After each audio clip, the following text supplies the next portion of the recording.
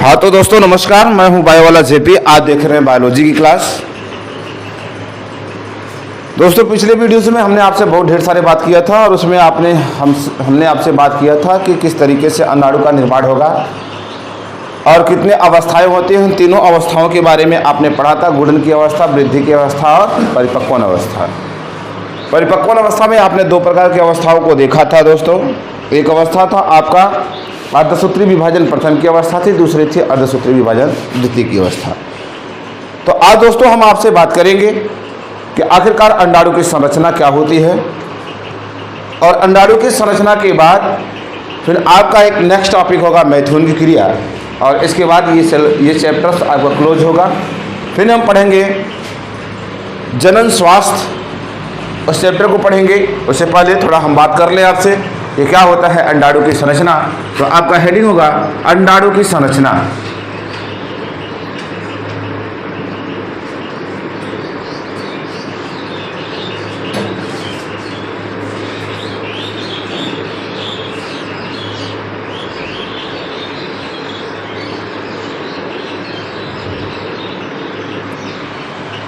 छात्रों मित्रों, हम आपसे आगे क्लास की चर्चा करें उससे पहले आप बायो वाला जीपी यूट्यूब चैनल पर अधिक से अधिक लोग जुड़े, क्योंकि अभी हम क्लास 12th पढ़ा रहे हैं और पूरी वीडियोस आपके पास अवेलेबल हैं। वहाँ पर जाकर के आप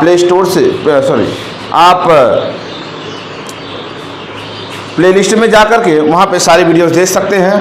दोस्तों लाइक करें, कमेंट करें, शेयर करें। तो दोस्तों पूरी एक समझ के साथ, पूरे अंडरस्टैंडिंग के साथ आपको क्लास दिया जाता है और ये क्लास आपके लिए बेहद महत्वपूर्ण है, क्योंकि इस क्लास से आपके एक समझ बनेगी और आगे चाहे वो नीट की परीक्षा हो और चाहे वो सीयूटी की परीक्षा है, आप बड़े आसानी के साथ क्रैक कर सकते हैं दोस्तों हमारे वीडियोस से। तो बने रहिए हमारे साथ, हम आपको दिखाते हैं अंडाणु की संरचना।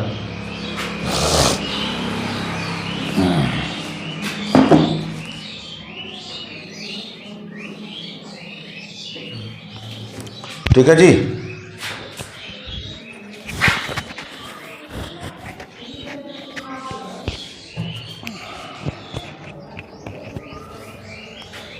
तो अंडाणु की संरचना बनाए भाई।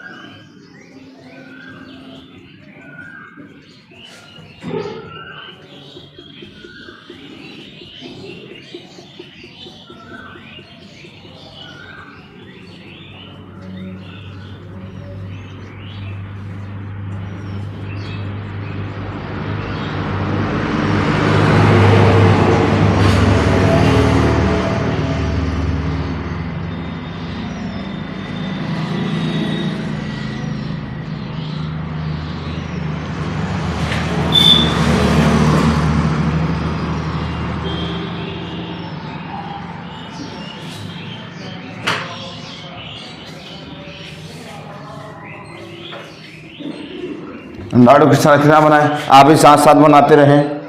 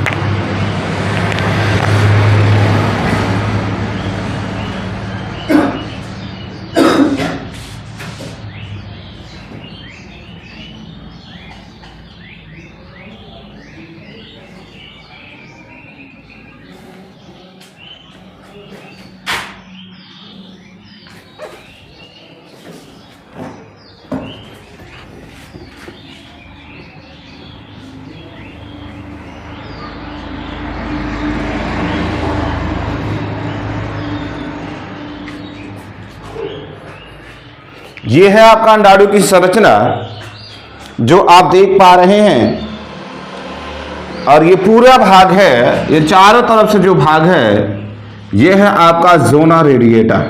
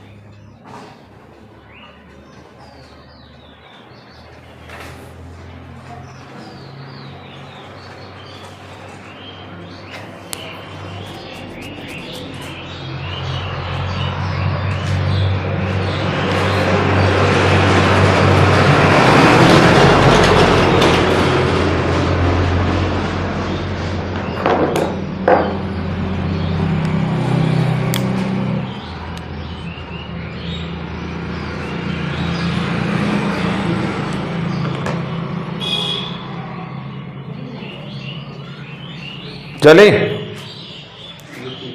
जल्दी करो।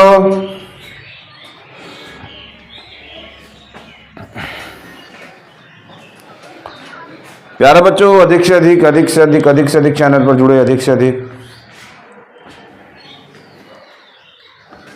जल्दी से जल्दी जुड़े दोस्तों।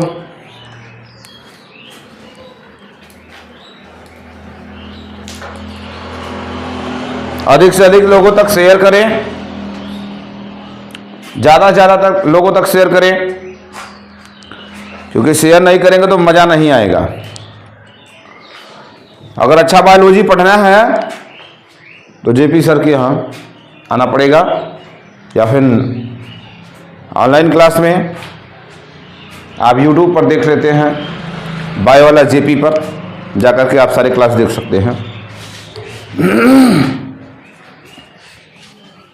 हो गया सबका? ये चारों तरफ देखें, ये इसका ये सेंट्रल वाला भाग है, ये पूरा सेंटर वाला भाग है जो ब्लैक कलर का दिख रहा है, बाहर भी ब्लैक कलर का है, लेकिन बाहर जो इस तरीके की संरचनाएं जो आपको दिख रही है चारों तरफ से घेरे हुआ है, वो आपकी कहलाती हैं पुटिका कोशिकाएं। क्या कहलाती हैं? पुटिका कोशिकाएं। बाकी ये जो पूरा अंदर की भाग दिख रहा है आपको, इसे हम कहते हैं जोना रेडिएटा। क्या नाम देते हैं? जोना रेडिएटा नाम देते हैं। और इस जोना रेडिएटा के अंतर्गत अंदर एक आपका केंद्रक है। क्या दिख रहा है आपको? ये छोटा सा ये केंद्रक दिख रहा है, और केंद्रक के अंदर क्या है? केंद्रिका है। ठीक है। और बाहर की तरफ इस तरीके से आप जो हेयर लाइक प्रोजेक्शन ऐसे ऐसे दिख रहे हैं, जो छोटे छोटे हेयर लाइक बाल जैसी संरचनाएं आपको दिख रहा है जोना रेडिएटा के अंदर, इसे कहा जाता है सूक्ष्मांकुर। क्या कहा जाता है? सूक्ष्मांकुर। और साथ ही साथ इसी रेडिएटा के अंदर वाले भाग में आप देखेंगे कुछ माइटोकॉन्ड्रिया भी पाए गए हैं। क्या पाए गए हैं? माइटोकॉन्ड्रिया पाए। इनका अपना कार्य बताऊंगा क्या कार्य है।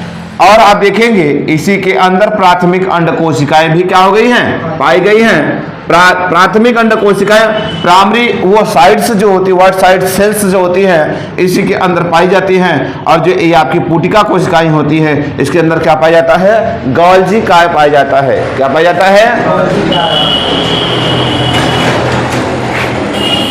तो इसके अंदर गोल्जी काय पाया जाता है। सबका अपना अपना एक कार्य होता है। आइए हम थोड़ा से संरचना के बारे में डिटेल में स्टडी कर लेते हैं। ठीक है, तो थोड़ा जानते हैं क्या संरचना। देखिए, ये संरचना जो होती है बहुत ही माइन्यूट संरचना होती है। आपने देखा था कि शुक्राणु के केस में संरचना तो थोड़ी बड़ी थी, लेकिन अंडाणु के केस में संरचना शुक्राणु से भी छोटी होगी। क्या होगी? शुक्राणु से भी क्या होगी? छोटी होगी। साथ ही साथ आप देखेंगे ये होता क्या है कि इसके बाहरी वाले भाग में जो पुटिका कोशिकाएं होती हैं वो अपने अंदर या अपने पास पोषक पदार्थों को क्या कर लेती हैं, इकट्ठा कर लेती हैं। क्या कर लेती हैं? इसे कहा जाता है योल्क, पीतक कहते हैं उसे। ये चारों तरफ क्या कर लेते हैं, इकट्ठा कर लेते हैं। और इसके अंदर वाले भाग में केंद्रक के साथ साथ केंद्रिका, माइटोकॉन्ड्रिया इत्यादि कोशिकांग भी क्या होते हैं, पाए जाते हैं। तो लिखेंगे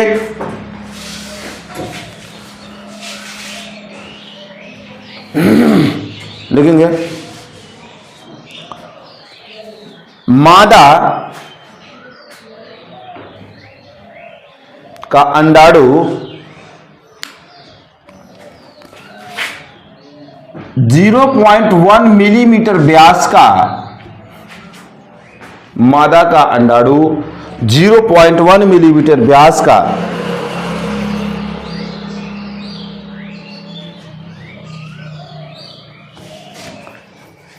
संरचना होता है। संरचना होता है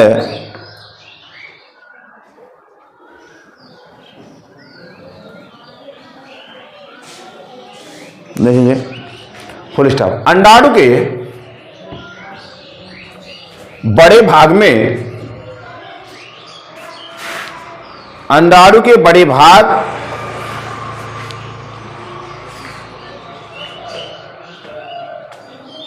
में पीला पीतक होता है।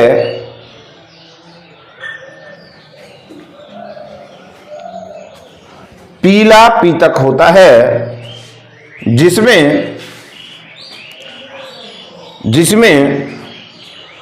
पोषक पदार्थ भरे होते हैं, जिसमें पोषक पदार्थ भरे होते हैं।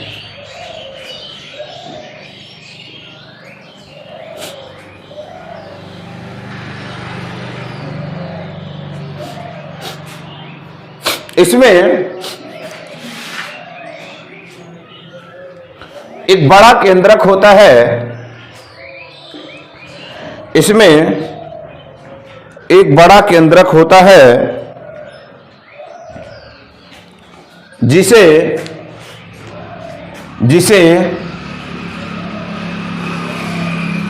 जननिक आशय कहते हैं, जिसे जननिक आशय कहते हैं।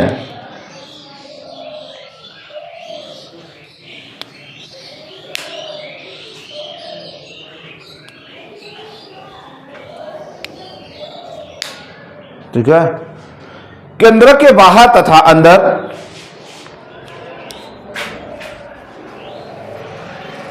केंद्रक के बाहर तथा अंदर अनेक प्रकार की कोशिकाएं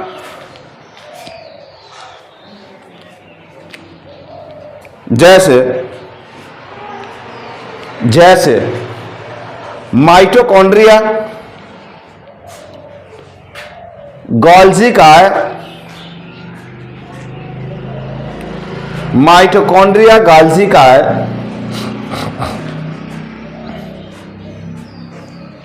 तथा प्राथमिक अंडकोशिकाएं होती हैं।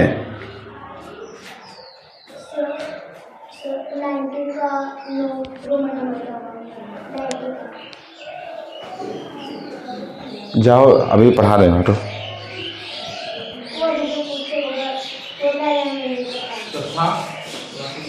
माइटो प्राथमिक अंड कोशिकाएं पाए जाते हैं। जाओ डिस्टर्ब मत करो, अभी आ रहे हैं।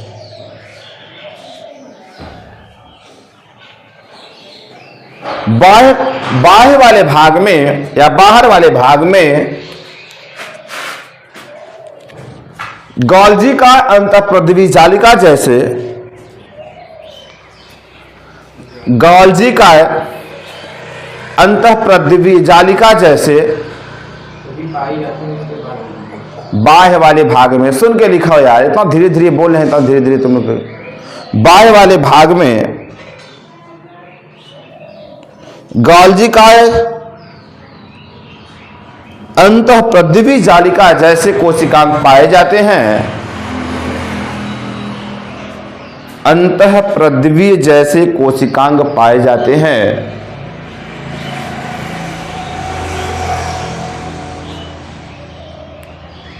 जो ध्रुवी कोशिका बनाते हैं, जो ध्रुवी कोशिका बनाते हैं,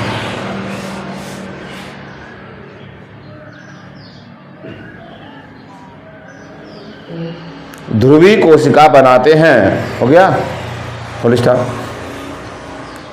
अंडाणु के परिपक्व अवस्था आने पर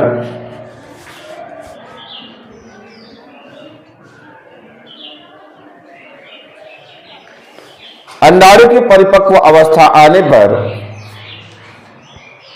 ये ध्रुवी कोशिकाएं नष्ट हो जाती हैं। ये ध्रुवी कोशिकाएं नष्ट हो जाती हैं।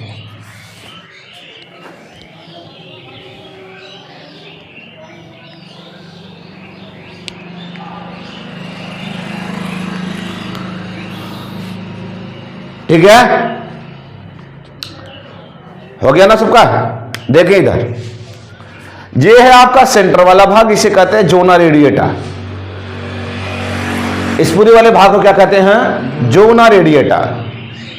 इसके अंदर ये जो भरा हुआ चीज दिख रहा है, इसे कहते हैं पीतक या यौल्क कहते हैं।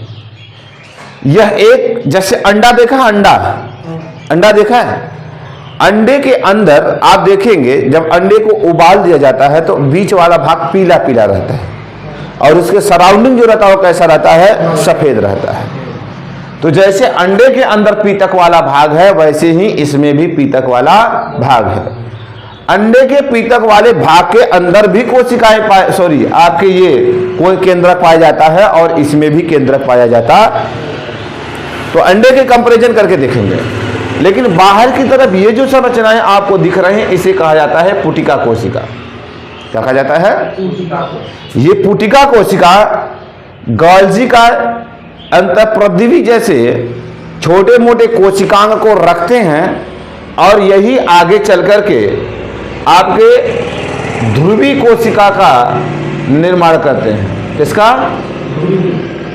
ये ध्रुवी कोशिकाएं जब ये अंडाणु पूरी तरह से परिपक्व हो जाता है तो ये ध्रुवी कोशिकाएं क्या हो जाती हैं? नष्ट हो जाती हैं। लेकिन यहां पर प्राथमिक अंड कोशिका आपको दिख रहा है और यहां पर आपको पता है कि इसके अंदर, जोना रेडिएटा के अंदर केंद्रक भी है, माइटोकॉन्ड्रिया भी है, गोल्जी बॉडी भी है। हाँ, ये सब जो कोशिकाएं होती हैं मिल करके सच में जो अंडाणु की संरचना होती है, रियल की अंडाणु की संरचना का निर्माण करती हैं। क्योंकि अगर अंडाणु में कोशिका नहीं रहेगी, अगर अंडाणु में कोशिका नहीं रहेगी, माइटोकॉन्ड्रिया नहीं रहेगा, तो अंडाणु ज्यादा समय तक सक्रिय नहीं रह सकता है। इसलिए जरूरत है कि उसके अंदर केंद्रक भी हो, माइटोकॉन्ड्रिया हो और प्राथमिक अंड कोशिकाएं हैं। यही प्राथमिक अंड कोशिका है आगे चल करके किसका निर्माण करते हैं? अंडाणु का क्या करते हैं? निर्माण करते हैं। ठीक है, तो इस तरीके से ये एक पूरा अंडाणु की संरचना है जो आप देख रहे हैं। तो सबको समझ में आ गया? किसी को किसी प्रकार की डाउट्स या कोई परेशानी अगर हो तो जरूर बताएं, नहीं तो हम आगे चलते हैं। ये डायग्राम है, आप देख सकते हैं। तो अगला एक लास्ट टॉपिक है इस चैप्टर का, जिसका नाम है, क्या नाम है? मैथुन।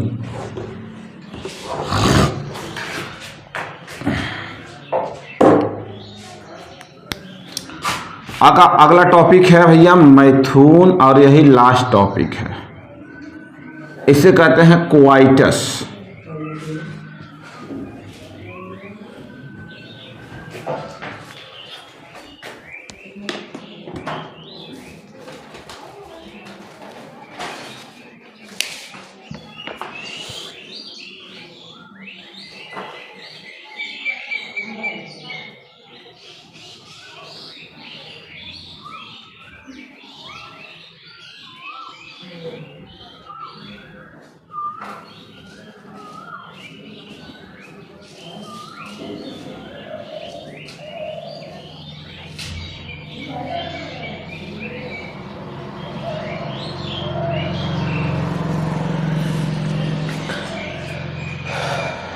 चले, हो गया।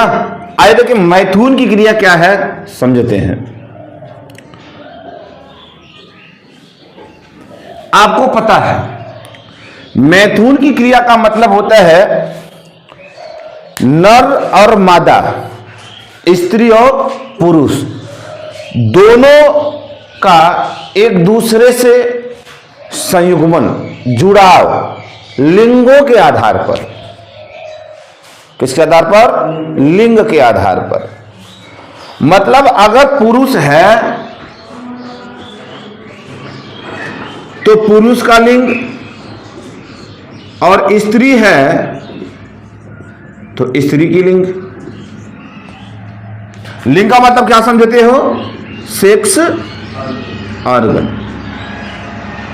तो मेल का फीमेल के साथ सेक्स अंगों के द्वारा, प्रजनन अंगों के द्वारा एक दूसरे से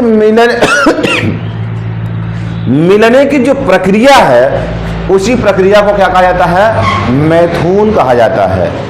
क्या कहा जाता है? मैथुन। क्या हमने बोला? पुरुष का और स्त्री का एक दूसरे से जनन अंगों की सहायता से आपस में एक दूसरे से मिलने की प्रक्रिया को क्या कहा जाता है? मैथुन कहा जाता है। बात समझ में आई? नहीं समझ में आई? आगे ना समझ में जी? अब ध्यान रखेंगे यहां पर पुरुषों का जो लिंग का वह भाग जो स्त्री के लिंग में प्रवेश करता है उसका नाम क्या है? शिश्न। क्या नाम है? और इस शिश्न में एक नली आकर खुलती है जिसे कहा जाता है या मूत्र मार्ग कहते हैं, या इसी को हम कह सकते हैं शुक्र वाहिनी। क्यों? क्योंकि इसी के द्वारा शुक्राणु भी बाहर निकलता है और मूत्र भी क्या होता है? बाहर निकलता है। तो ये एक प्रकार का संयुक्त मार्ग है। कैसा मार्ग है? इस शिश्न के ऊपरी भाग पर बाहर की तरफ एक छोटा सा गुंबदाकार, गुंबद के आकार का संरचना पाई जाती है जिसे क्या कहा जाता है? शिश्न मुंड कहा जाता है। क्या कहा जाता है? इस शिश्न मुंड के एकदम ऊपरी छोर पर जहां मूत्र मार्ग या शुक्रवाहिनी ओपन होती है, उस वाले स्थान पर एक संवेदी कोशिकाएं पाई जाती हैं। क्या पाई जाती हैं? ये संवेदी कोशिकाएं पुरुषों में सेक्स के लिए उत्तेजना बढ़ाने का काम करती हैं। किसका काम करती हैं? उत्तेजना बढ़ाती हैं। पुरुषों में अधिक समय तक सेक्स करने के लिए उसे उत्साहित करते हैं। ठीक है। अब यही जो शिश्न मुंड है, अब आप देखेंगे उत्तेजना दिख रहा है ना जी वहां पे? उसके नीचे दिख रहा है। अब समझिए, ये जो उत्तेजना बढ़ाने वाला कोशिका है, ये पुरुषों में उत्तेजना को बढ़ाएगा। किसको बढ़ाएगा? उत्तेजना को बढ़ाएगा। और फिर क्या होगा? उस समय जो सेक्स हार्मोन्स है, जो प्रजनन हार्मोन्स है, जो रिलेटेड हार्मोन्स है, वृषण से जो शुक्राणु बने हैं, क्या बने हैं? वृषण में जो शुक्राणु बने हैं, वो शुक्राणु और उसके साथ वीर्य, सीमन, शुक्राणु और वीर्य, सीमन शिश्न मुंड के द्वारा कहां आएंगे? बाहर की तरफ आएंगे। और जब बाहर की तरफ आएंगे तो उस समय वही शिश्न मुंड कहां प्रवेश करेगा? स्त्री के सेक्स ऑर्गन में, स्त्री के लिंग में प्रवेश करेगा। और वहीं पर इन शुक्राणु को क्या कर दिया जाता है? रिलीज कर दिया जाता है, छोड़ दिया जाता है। यह जो पूरी प्रक्रिया है, यह पूरी प्रक्रिया क्या कहलाती है? मैथुन कहलाती है। और मैथुन जिस अंगों के द्वारा होता है उसे मैथुनांग कहते हैं। क्या कहते हैं? मैथुनांग कहते हैं। तो एक बार फिर से समझ लो, मैथुन की क्रिया में पुरुष तथा स्त्री अपने लिंगों के सहारे एक दूसरे के साथ जुड़ते हैं। पुरुष के लिंग का सबसे ऊपरी भाग जो शिश्न, बाहरी भाग जो शिश्न कहलाता है, वहां पर मूत्रमार्ग और शुक्रवाहिनी दोनों आकर के एक खुलती हैं। यह एक संयुक्त मार्ग है। इसी शिश्न के ऊपरी भाग, गुंबदाकार भाग को कहा जाता है शिश्नमुंड कहा जाता है।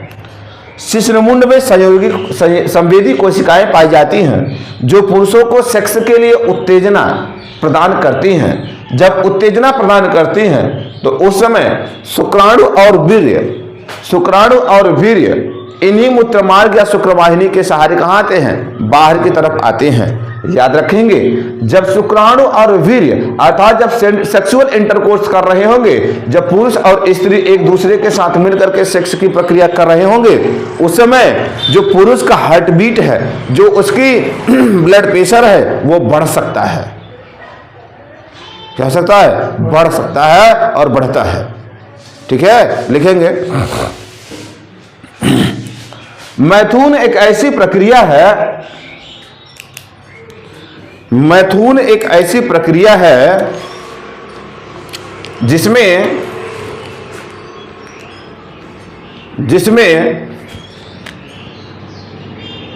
स्त्री तथा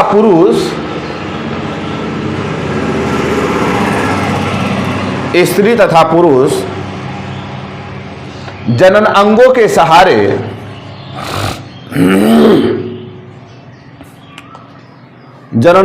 सहारे एक दूसरे के साथ जुड़ते हैं,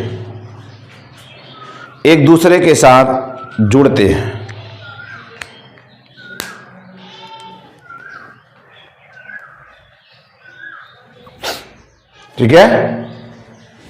पुरुष का शिश्न नहीं लिखेंगे। पुरुषों में बाहर की तरफ शिश्न पाया जाता है जो मूत्रमार्ग और शुक्रवाहिनी का संयुक्त मार्ग होता है।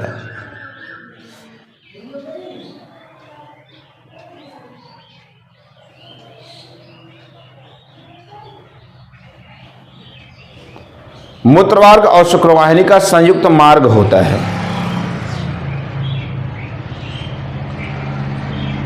शिश्न का शीर्ष वाला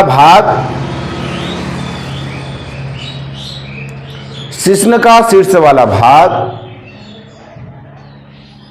जो गुंबदाकार होता है,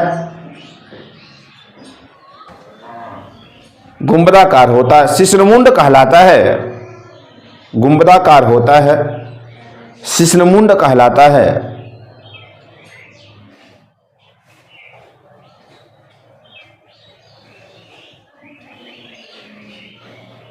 इस पर शिश्नमुंड कहलाता है। इस पर संवेदी कोशिकाएं पाई जाती हैं। इस पर संवेदी कोशिकाएं पाई जाती हैं जो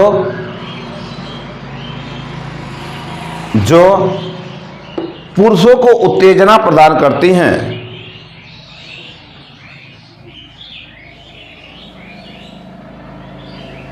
पुरुषों को उत्तेजना प्रदान करते हैं और इसी समय वीर्य के सहारे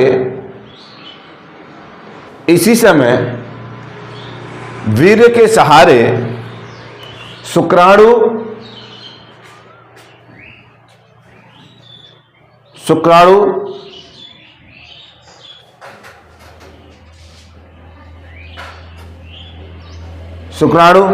शिश्नमुंड से निकलकर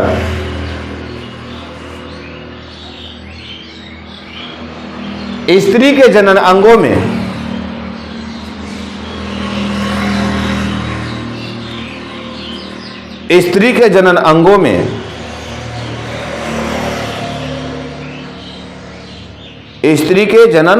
में प्रवेश करते हैं।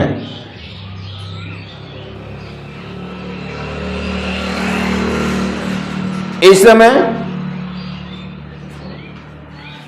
पुरुषों का इस समय पुरुषों में श्वसन दर, हृदय दर, श्वसन दर, हृदय दर तथा रुधिर दाब बढ़ जाता है, तथा रुधिर दाब बढ़ जाता है। तो दोस्तों आज की क्लास यहीं पर समाप्त होती है और ये चैप्टर फिनिश हुआ। अगला जो चैप्टर होगा वो होगा जनन श्वास। तो मैं बायो वाला जेपी आप लोगों को इसी तरह बेहतरीन क्लास देता रहूंगा। बच्चों अगर आप लोगों को कोई छूटा हो तो आप जाकर के बायो वाले जेपी यूट्यूब प्लेटफॉर्म पर वीडियोस देख सकते हैं। वहाँ प्लेलिस्ट में सारे वीडियोस पड़े हुए हैं और आप अपने हमारे चैनल को लोगों तक शेयर करें। आपके जो भी बच्चे हैं, जो पढ़ने वाले बच्चे हैं, वहाँ तक पहुँचाने का प्रयास करें, जिससे वो एकदम जैसे क्लासरूम ऑफलाइन बैच होती है उस तरह भी इसी बैच को ज्वाइन कर सकें और बेहतर तरीके से पढ़ सकें। तो दोस्तों चलिए मिलते हैं अगले क्लास में। तब तक के लिए जय हिंद, जय भारत। मैं बायो वाला जेपी। सब्सक्राइब करें हमारा चैनल। धन्यवाद।